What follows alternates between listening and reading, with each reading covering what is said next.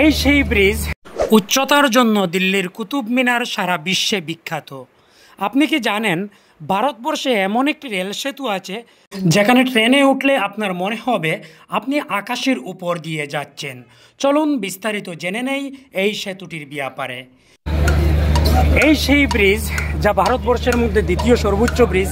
এই সেই ব্রিজ, এই ব্রিজে এই যে পিলারটি দেখছেন, এই পিলারটি হচ্ছে ভারতে কুতুব মিনারের চেয়ে উঁচু।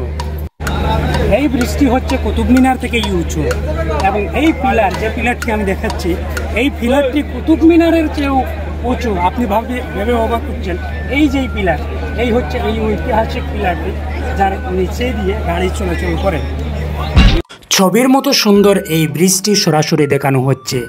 এই ব্রিজটি আপনারা যেভাবে দেখছেন, যদি সরাসরি গিয়ে দেখেন তাহলে তার মোহনীয় ছবি আপনাকে ভাবিয়ে তুলবে। আপনি যদি রেল চলাচল করতে দেখেন এই সেতুর উপর দিয়ে, তাহলে আপনার মনে হবে কোনো ঝুলন্ত গাড়ি যাচ্ছে আকাশের দিকে। সদ্য নির্মিত ভৈরবী সাইরেন রেলপথ ভারতবর্ষের অন্যান্য রাজ্যের সাথে মিজোরাম রাজ্যকে সংযুক্ত করেছে। এই রাজ্যের অনেক প্রাকৃতিক সৌন্দর্য এতদিন মানুষের ধরাছোঁয়ার বাইরে ছিল, কিন্তু এই রেলপথ নির্মাণে নতুন দিগন্তের সূচনা করল মিজোরাম রাজ্যে। মিজোরাম রাজ্যের সাইরেন থেকে সরাসরি দিল্লির রাজধানীর উদ্দেশ্যে রেলপথে এখন যাওয়া যায়। ভৈরবী সাইরেন রেলপথের ব্রিজ নম্বর 196।